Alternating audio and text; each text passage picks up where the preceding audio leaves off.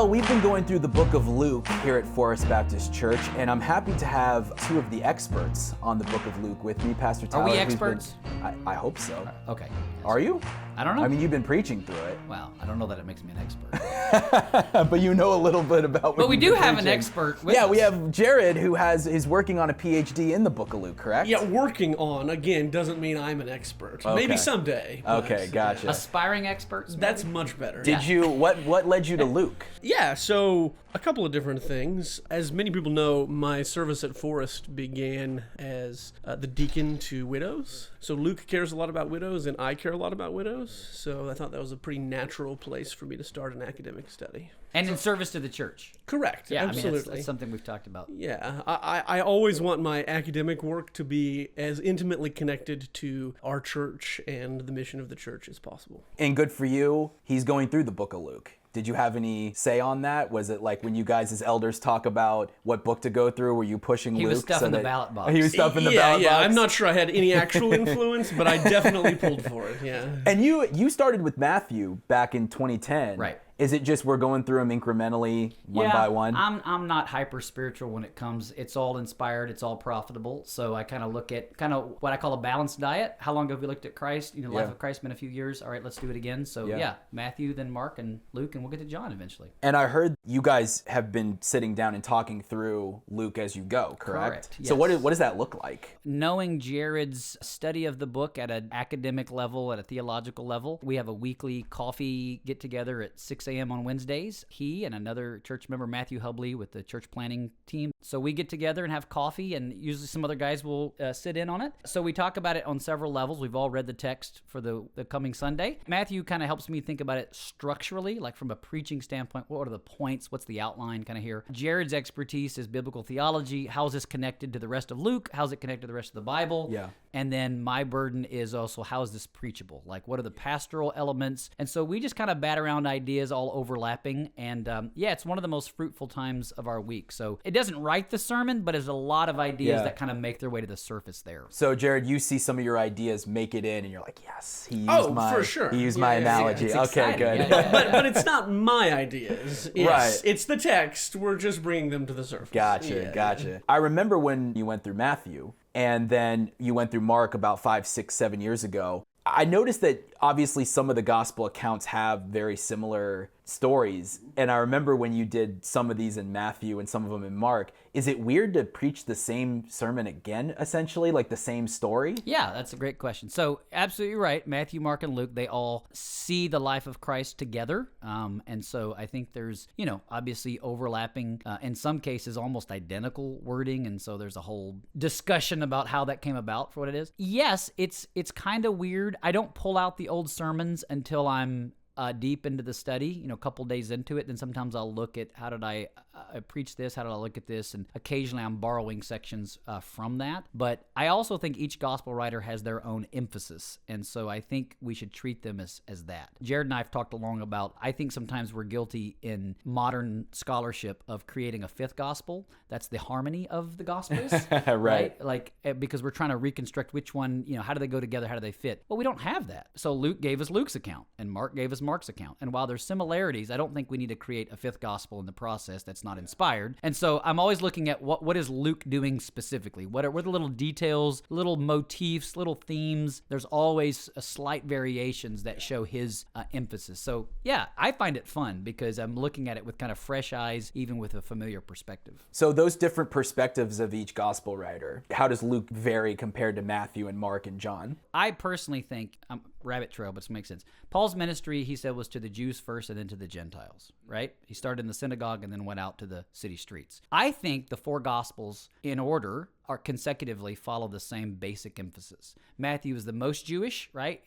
There's constantly quoting the Old Testament. Mark, I think, being Peter's account, right? Likewise, leader in the church, the Jewish, right? So that's a little more so. I think Luke is stretching us even further. Now we're seeing the mission more to the nations and the Gentiles. John's gospel is really kind of wide open. The universal gospel, right. So I think you're kind of seeing that sort of movement exemplified in the gospel. So yeah, I think Luke's emphasis is kind of broad broadening that. No, I totally agree. And to jump off that, one emphasis for Luke is what it means that Jesus is the Messiah. He uses the term Christ all the time. And part of that is showing that there's been this mission to Gentiles throughout all of biblical revelation. It's always been about bringing Gentiles into the people of God. And he uses Christ's self-identity as the Messiah, as the promised king like David, the promised perfect man like Adam, those kinds of ideas to show us what it really means to be Messiah and how that's been a part of the Old Testament and inclusion of Gentiles. And I think, too, we've talked a lot about one thing Jared has really convinced me of is that Luke's gospel ends, even though we're a long ways from it, it ends telling you how to read the book. Mm-hmm. So Luke 24, where Jesus explains everything about himself, concerning himself in all the scriptures, when beginning with Moses, he goes through, then summarizes it by saying, and that the gospel will be preached to all the nations. I think all of those themes are really being highlighted by Jesus himself, the post-resurrection, Christ, and it's now the key, like a map. Here's how to go back and read the book. And so we spent a lot of time at the beginning talking about the end of the book to let that inform how we talk about, the stories as we go through. So I also think that passage is kind of a hinge from Luke to Acts. Yes. Because they're a 2-volume set, as you've said. Yeah. Right. So in the same way that Jesus is explaining to his disciples how not only to read the Old Testament, but Luke is showing us that to help us read Luke, we then move to Acts and see the apostles got it. Mm-hmm. And especially Peter's sermon at the very beginning at Pentecost, he does what Jesus taught him to do. That's right. He reads the Old Testament in light of who Jesus is and preaches that to those listening. Which we would agree then lays a groundwork for how the church should still be doing it. Of course. Right? Yeah. So the church is, to be a true church is to be an apostolic church. And that's not just to say, hey, there were apostles, but no, we're like doing what we do in pattern with, in concert with what the apostles did, and not just sort of looking at their lives, but even looking at their hermeneutics, looking at their theology, looking at how they approach scripture and letting that inform. We seek to read the Bible like the apostles. Yeah, that's right. And by doing so, we seek to read the Bible like Jesus. Because again, you can go to seminary and we learn from scholars today, but who better than the apostles themselves, right? I mean, they were the closest to Christ and they get this. And so let's get our hermeneutics 101 from them. So looking at actually getting to Luke itself, I wanted to hit on chapter 2, which obviously a lot of people talk about with the birth story. Most people go there at Christmas time. I just think it was fascinating with us going through Luke. When you're in small groups, when you're in Christian discussions at Christmas time, you hear people say, oh, well, it really wasn't an inn, right? Or, oh, the wise men didn't show, because like you have your little nativity scene and someone takes the wise men and says they're not supposed to be here. They're supposed to, and they have their wise men outside somewhere, like, see, they weren't here. Are they in a cave? They're in a relative's house. I've heard all sorts of things about what is occurring in this birth story. So what is actually there?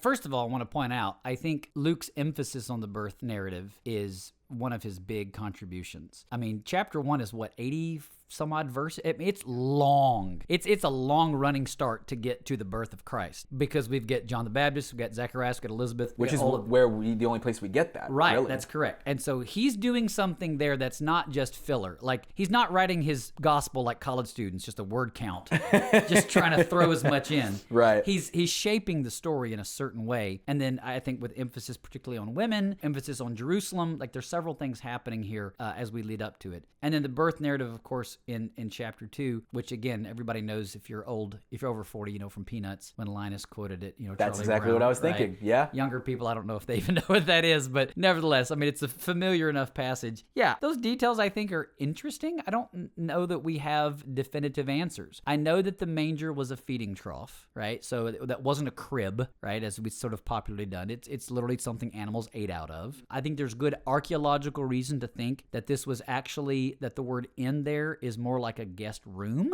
more than it is a separate institution like a hotel. And again, you can't impose modern ideas of travel and stay, like Expedia and you're just booking it online and you go and stay somewhere. Instead, like it was like a hospitality, still in the Middle East. It's a major thing. And so it was assumed that you would have space in your house for extended family, for guests coming through. And so it seems that that's what it's a reference to, is that it's a room that was available, that was usually used, but it's actually full because everybody's coming in for the census, right? So they're not able to stay in that normal guest room. And so they're having to stay in what's closer to the barn, if not, although in the house itself, because the feeding troughs were often, and correct me if I'm wrong, but archaeologically, some of them are even found in the house in the lower level. And so the animals actually come in and stay there as part of where the family is. So Yeah, no, I agree with all that, and some textual evidence maybe to support that. The same word that Luke uses here in this account for guest room is used later in the gospel when Jesus and the disciples are preparing for the Passover meal. The room that is set aside for them to take the meal in is a guest room. It's that same word. the upper room? The upper room. Often, yeah. Yes. Think of it. So I think that's probably the way that Luke's using it here. And in fact, he uses the word for a traditional inn in the parable of the Good Samaritan,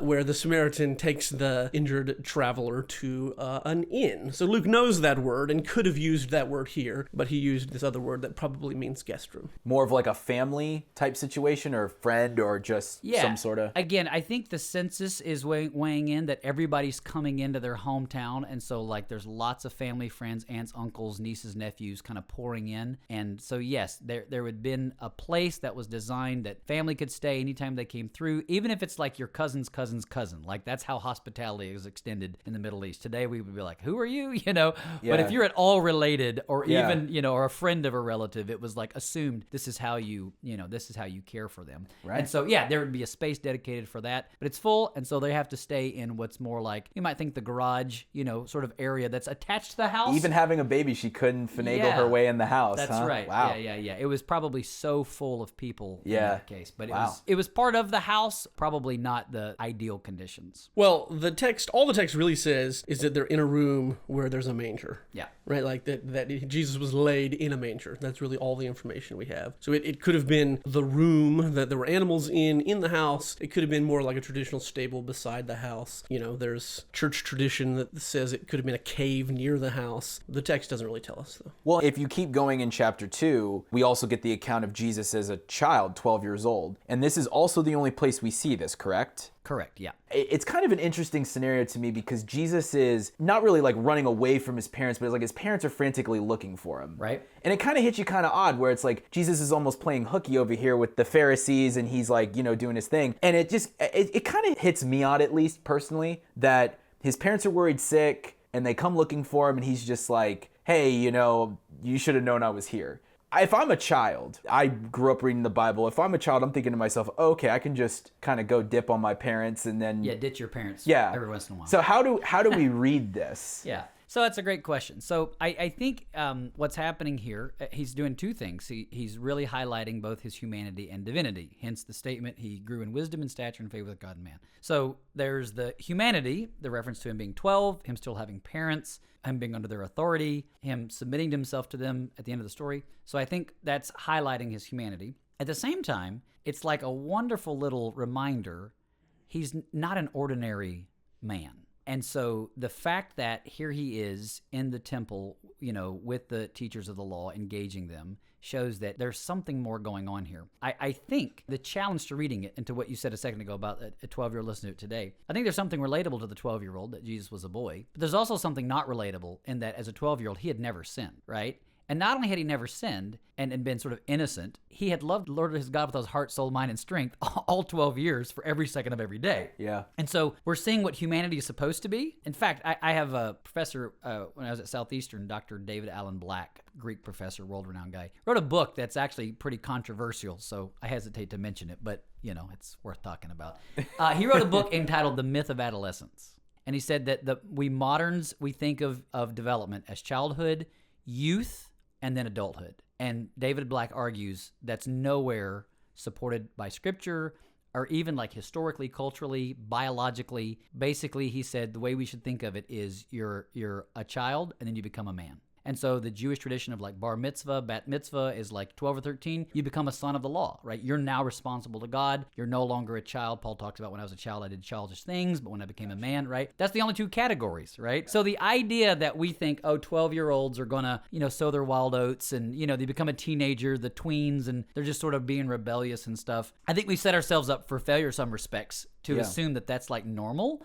When in reality, I think Jesus is showing us what should be the ideal, is that you come out of childhood into adulthood. In fact, I was thinking about, I've been reading my quiet time right now in Psalm 119, and it occurred to me today, Psalm 119, he says, "Oh, how I love your law. I have more insight than all my teachers. I understand more than the aged because I have observed your precepts." Well, that struck me as Jesus at 12. Yeah. Right? That exactly. He spent 12 years truly loving God, and you can't hold that down. Like, you can't, if that's truly there, it's going to express itself in the purest way possible. And so I think he's showing us that, like, proper transition from childhood into adulthood, taking the responsibility, for God's law for himself, growing in stature, growing in wisdom, also in submission to his parents, but also reminding us, hey, he's got a larger mission that's happening here. So I think Luke is really trying to highlight for us the divinity of Jesus, the difference of Jesus. You said he's different from a 12-year-old boy who might be reading the text. And I think we see that because he highlights that this is his father's house. And then he also uses this word that's typically translated, "it is necessary." In the NASB, it's that phrase, "had to be." And Luke uses that word all the time to show us in Luke's gospel that what Jesus' mission is, what God is doing through Jesus. And then in Acts, he uses it to show how the ascended Christ is sovereign over what's going on in the world. It is necessary. It's a theologically significant. And even though it's a really basic concept, like I must, but it's showing like the mission was compelling him. Yep. That his father had given. He came for a purpose. He's not just sort of making this up as he goes along in that, but he's truly committed to fulfill the plan of God perfectly. Yeah, so given all of that, I think what's going on here is Jesus is beginning to make clear and declare his identity and his mission to his parents. Like he's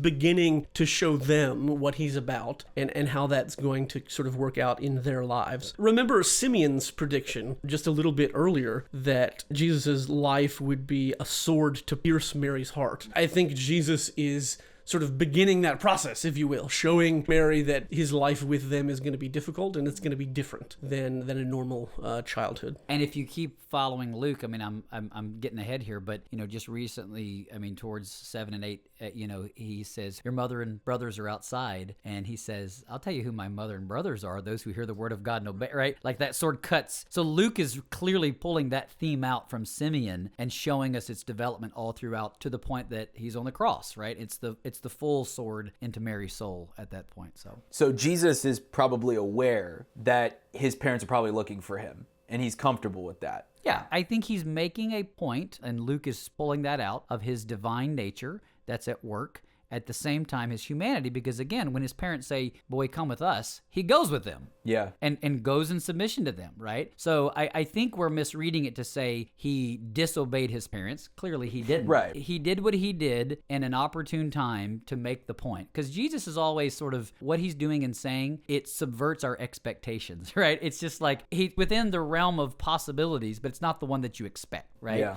Everybody goes in the caravan, he's left behind, but he's doing what he's doing on purpose. It's the perfect storm, and yet it's the providential storm to create this teachable lesson for everybody involved. Which, by the way, I had this fun thought outside the Bible. I would love if we could find some like first century Jewish rabbi who wrote and was like, "Hey, one day this boy showed up," right? Because I'm thinking it from the other guy's perspective. Right. Surely somebody had to write down or tell at the dinner table. Yeah, You're not going to believe, honey, what happened today. So we don't have any of that? I mean, I don't know of any such thing, but I just thought there had to be scuttlebutt conversations throughout going, man, this kid just blew our minds. We couldn't believe what he knew. So Yeah, so I think Luke is showing us, he's being very careful to show us that Jesus is in submission both to his heavenly Father and his earthly parents. Amen. That seems to be what's going on here. And if anything, the characters that come out looking negative are his parents, that they're misunderstanding the mission, whereas Jesus is being perfectly submissive to both sets of parents, if you will. Well, and the other thing throughout Luke that I've noticed as we've been going through it is that I can't quite figure out Jesus's identity being shown,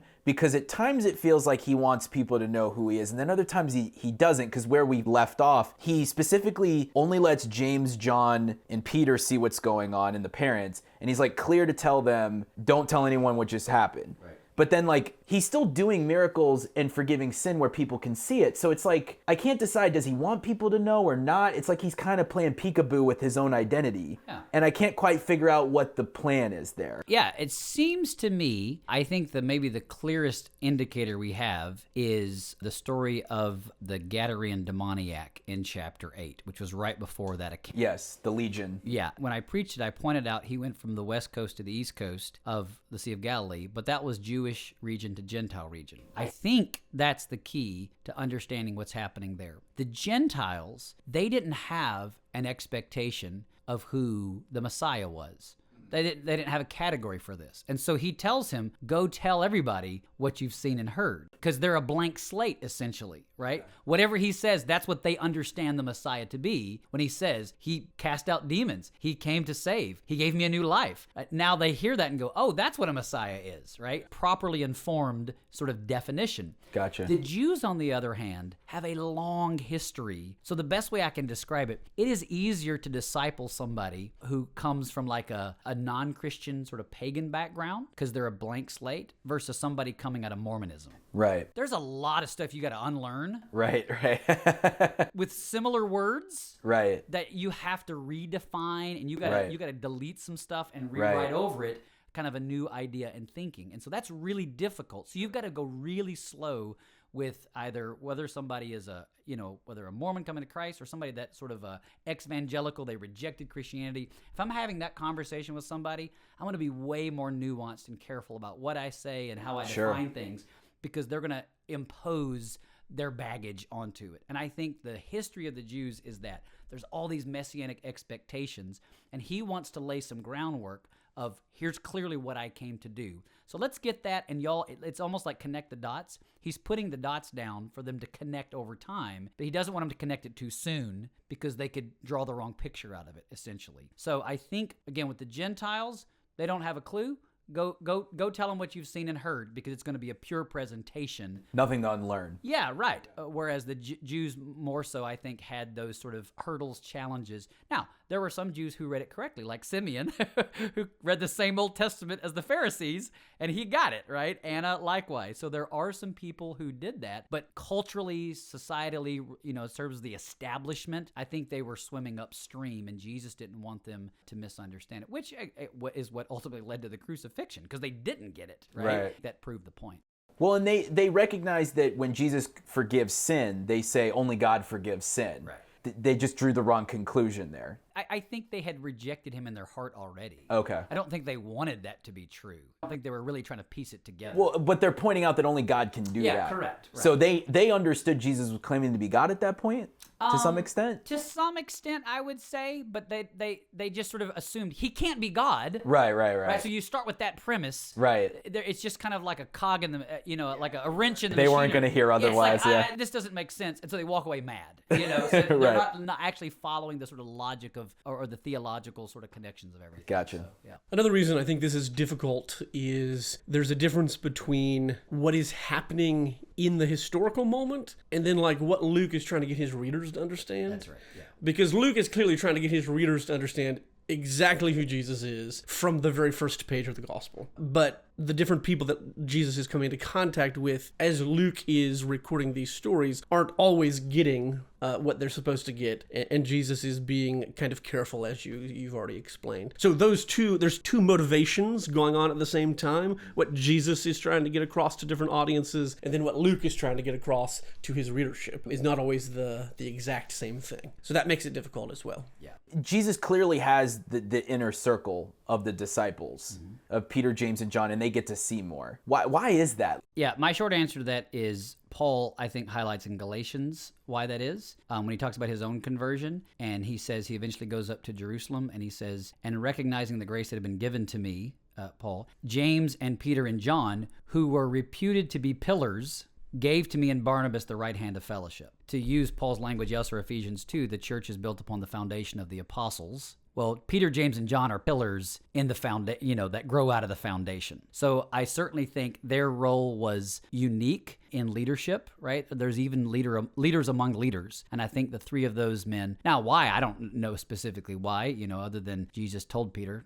I'm going to build my church on you. We don't know exactly why. Yeah, I think Jesus was preparing them for leadership among leaders because the apostles would run out, right? That would come to an end. And so they were preparing the church for elders, right? Because that's what comes next. In Paul's letters, he doesn't say, hey, go appoint new apostles. He says, no, things are transitioning. We're going to appoint elders, right? So Peter, James, and John have a unique role among the apostles. And obviously we have writings of scripture. All of that would seem to say they have a special role in this new revelation that's like being made known to the church. In the sermons in Luke, you've been emphasizing how Jesus hangs out with losers and outcasts. And it seems like Luke's pointing to that an awful lot. Did I say losers? I don't know if you said losers, but that's what I took from it. I mean, I probably did. I don't reject that idea.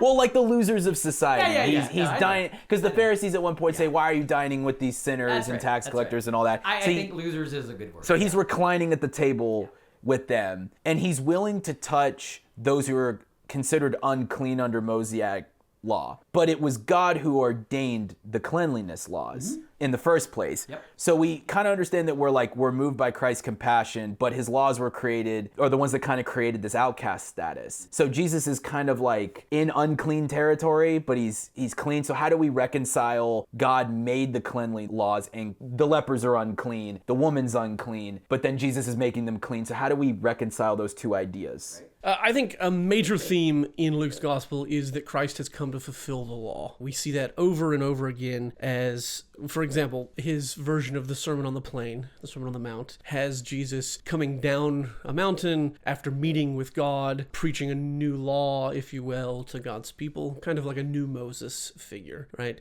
And then later during the Sabbath controversies, Jesus emphasizes that the Sabbath is for man, not man for the Sabbath. So we have all of this emphasis in Luke that Jesus is fulfilling the law or helping Israel, helping God's people to see the true intention of the law. So I think, remember, the law of Moses was given to God's people to constrain sin and the effects of sin. It was never meant to be an abiding institution. It was only meant to deal temporally with the sin of the nation of Israel. So in these unclean episodes, I think what we're seeing is when Jesus touches an unclean woman, for example, when Jesus touches a leper, he doesn't become unclean like we would expect, but instead he causes them to be clean. He causes them to be healed. So Jesus isn't contradicting the law, but he's fulfilling the intention of the law. The law dealt with sin for a day. It dealt with the consequences of sin, such as leprosy or disease. It dealt with them by moving the people outside the community or dealing in sort of a perfunctory way with these effects. But what Jesus does is something even greater than what the law can do. He heals. He completely fulfills. He completely heals in just an overabundant way that the law is unable to do.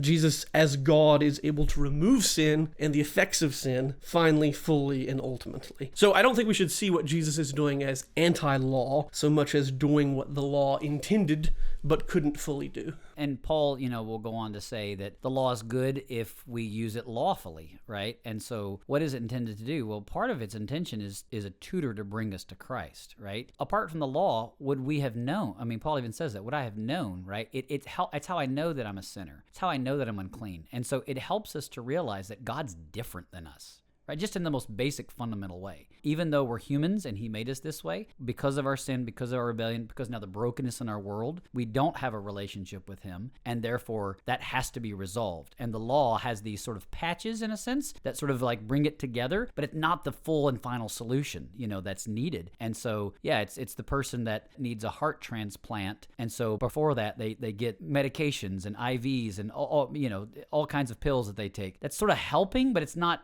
solving the real issue. If your heart is damaged, if your heart is diseased, you need a new heart. And so I think Jesus is coming to give us that full and final transplant. It's sort of keeping them on life support until the time comes, new heart in Christ. So yeah, I think he's exactly right. He's fulfilling it and also showing that the law's purpose is actually good. Like it wasn't bad. It was doing something really good for us and in our understanding of God, particularly in relationship to the pagans, the world outside of Israel, who had no clue who God was, and just created their own law, their own sense of what's holy and what's not holy and those kinds of things. And he's saying, no, this is who I am. And it prepared us for his coming. So when we read the Old Testament and read the law, how do we read it? With the cleanliness laws and all the different things that maybe we're not pulling out necessarily anymore. So how do we read the law? Yeah, that's a great question. So I think there's a couple of uses of the law. I think there's been three sort of historically put forward for the church. The first one I mentioned, it shows us our sin and brings us to Christ. I also think it shows us God's intention. And again, maybe it's like contextually, historically specific to Israel, but it sort of undergirds these principles, as we would say today, right? And so the best way I can put it is when a child is first learning how to read, you give them a book with more pictures than words. I still like more pictures than words there personally, but I guess that's right? where I differ. And so they need lots of pictures so that they can understand the words and they can attach it, right? The law, the ceremonial, all of those, it was pictures, constant pictures of blood and uncleanness and, separation and all these kinds of things that they could like immerse themselves in and get this sense that there's clean things, unclean things, good things, not good things. Something's got to die. There's got to be some kind of blood that comes out of it. Right. Like stuff's got to die if we sin, right? Just all those things. It was immersing Israel in that, and us as well, to prepare us for the coming of the Word, right? So now Christ is here, and we can fully see. No, this was the intention that God set before us. And so I think we go back and read the law, and we don't necessarily read it by saying, well, I have to follow these dietary laws. Especially the New Testament shows us there are certain things that have been transformed, fulfilled in Christ, and yet we can understand there's principles there. So the body is the temple of the Holy Spirit, right? So we treat our bodies in a certain way. Well, that's a lot of those laws were that. Distinctiveness, what kind of clothes you wear, mixing your, cotton with other fabrics, right? Israel was supposed to look different than the world around them. And those were some like tangible ways to say we're different. Well, as Christians now, not so much clothing as it is like maybe attitude, right? The clothing of the Spirit by which how we engage others. And so we should stand out. We should look different in a crowd in that respect. So it's the same kind of principle. It just shows up differently from the external, which is what the law was getting us ready for, to the internal that Christ and the Spirit are now doing within us. I always say two things about reading the law. I like to point people to the fact that it shows us the character of God. It helps us to understand who God is and what God cares about. So part of that is justice. Part of that is holiness. Part of that is righteousness. What does it look like to be holy, righteous, and just? Well, the kinds of laws that God gave to Israel were to help teach them to image God in that way, to be just themselves, to be holy themselves. And then secondly, as you've already said, I think the law is meant to point us to the work of Christ. What Christ has done for us in the New Testament was prefigured for Israel in the law. I'll push it and say this at this point. I'm not one of those people who thinks the Old Testament is a blueprint for modern society. There are some what's called theonomists out there who think we just take the law and you just bring it in, and that's what America's law should be. I think God was doing something unique in salvation history with Israel. Again, I think there's principles here that we certainly, as Jared just pointed out, whether it's caring for people in need, whether it's life and death situations, what is right, what is just, making sure that all those things are put into place. But I don't think we necessarily need to take Leviticus and say, this is our new constitution. I think that's a bad idea. Wow, that get dicey really fast. Yeah. It's not copy-paste. It's how does this apply in our context? That's exactly yeah. Yeah. Gotcha. Yeah. Well, and my favorite story, maybe in the whole Bible, is John the Baptist coming to Jesus and saying, "Are you the expected one?" I think you've said several times that all believers at some point go through doubt. And I've had conversations with people, struggling with doubt recently. And there's something about John the Baptist, of all people, struggling with doubt. I had a lot of good conversations come out of that. So I just wanted to ask, is there anything else about doubting Christians specifically? John the Baptist, the forerunner who baptized Jesus, who was clearly new and has this moment of, I'm not sure. I think it's very comforting when, as a believer, you think, I shouldn't have doubts. I shouldn't talk about having doubts. As Christians doubting. I think John the Baptist is given to us, again, for that reason, in part. I mean, I think to see that is a comfort. I think the apostles bear this out. So Jude makes that statement, verse 22. He says, have mercy on those who are doubting, which means he assumes there's going to be people in the church who are doubting, right? Just that instruction itself says, look to your left, look to your right. Somebody in your Sunday school class, your small group, there's going to be doubters in the room. That's okay, right? What I often say is question marks are fine as long as they don't turn into exclamation points. So I'm not sure about the divinity of Christ. Okay, well, let's talk about that. Versus I deny the divinity of Christ. That's a whole different conversation. And I've counseled many people. Unfortunately, I've seen some people, they've let the questions drive them towards the exclamation points. And it's been very sad to see, but it doesn't have to go there. Paul says in 1 Thessalonians 5, we encourage you, brethren, admonish the unruly, right? So people stepping out of line, encourage the faint-hearted, help the weak, be patient with everyone. So I think likewise, he's talking about people that are weak in their faith, people that are faint-hearted, they're not sure they want to keep following Jesus, they might want to pitch in the towel and quit. He's saying, no, your job is to keep pressing them in and doing this together as a community. The other thing I would say is, yeah, by all means, I think Christianity and the church has to be a place that says don't check your brain at the door. It's okay to bring your questions. It's okay to ask the hard questions, and it's good to have those dialogues. I think small groups has actually really served our church well, allowing that kind of dialogue back and forth, because the Bible is best studied in groups. It is a group book. It's a group project to study the Bible together. And so I think we see people's faith carried along, and even those that are in those moments, others kind of come alongside them and help them through. The other thing I would say too is it's okay to have doubts. At the same time, be willing to doubt your doubts. Just because you heard somebody on YouTube say it doesn't mean it's gospel truth. Yeah. And there's a lot of people, they'll watch a 5-minute clip or, listen to a podcast or something, and all of a sudden their whole world gets wrecked, right? Well, okay, let's stop and ask those questions, because Christianity's been around for a long time, right? And we haven't, this isn't the first time these questions have been raised. So let's sit back, find an older Christian, find a wiser, person in the church that can help walk you through that season. And no, it may be a season. It may take a while. I mean, John was in prison for a bit, and we don't know how long. Clearly, he was scratching his head trying to piece this together, his expectations. And that's really, really where it lies. God doesn't fail us, but he doesn't live up to our expectations sometimes. So it's never with him. The fault doesn't lie with God. It lies with us. And we think you ought to do this and this. And so that creates those moments. And God's just going, well, I'm right here. I haven't gone anywhere. Right? And so we're the ones that have to kind of clear the fog. I actually think Luke is the gospel for doubters. Okay. I really do. I think that Luke offers a lot. I would point particularly to the bookends of the Gospel of Luke. So where does Luke start? He starts explaining that the narrative that he tells us, the narrative that he presents to us, is based on his own extensive research, right? He's done the work. He's interviewed eyewitnesses. He says that he writes so that we might know the exact truth of things. You talk about PhD dissertations, right? Right. This is 15, 20 years from the time of the events to the time, that Luke had time to actually research this. So this is not something he slapped together, copy, paste AI overnight.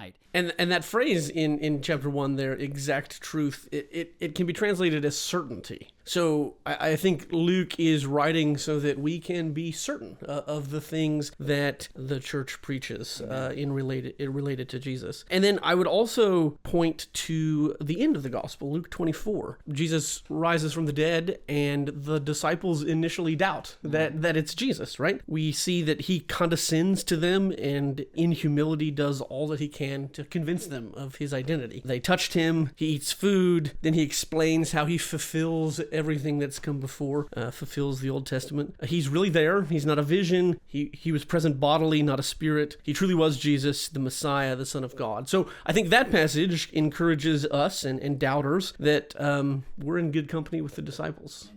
And that Luke encourages us that the evidence is overwhelming, that Jesus is who he says he is, and that he truly rose from the dead. I think Luke's gospel, and then carry that forward into Acts, because the apostles go from doubters to bold, martyrs. I mean, they go all in. Kind of overnight. Yeah. It kind of feels like, something so dramatic happened for them to do what they did. They were fully convinced, to the point, again, of risking their lives, of gaining nothing for it.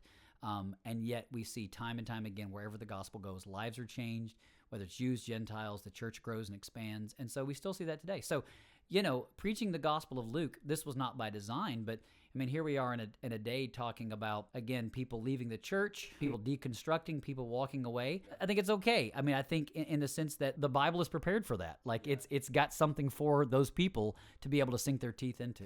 Well, I appreciate your guys' insight. Thank you so much, and keep it up. I'm assuming we'll take a break in the summer and get back to it in the fall. Yeah, we're going to take a little break for the summer, and we'll be in Genesis and the Psalms, and then we're kind of lining it up with the small groups. It's just been such a rich discussion with the church, so you can't go wrong, Life of Christ. So we'll pick it up probably in September. We broke right before the Jesus sends out the 12, and so it's kind of a good kind of pick back up. We'll do a little review and then kind of push forward from there. You did 8 chapters in 6 months. That's not too bad. I mean, Matthew was 5 years. Yeah, that's right. So you see, don't beat yourself up. You said when we get there. I mean, you did 8 chapters in 6 months. I mean, Matthew was a long journey, but yeah, we'll definitely have you guys come back as you work your way through Luke. I like to get you in the summer and mess up your vacation a little bit before you go on in June. But thank you guys so much for your passion for the Bible and being able to explain it. So thanks for coming and talking. Appreciate it. Thanks, Matt. Thank you, man. Yep.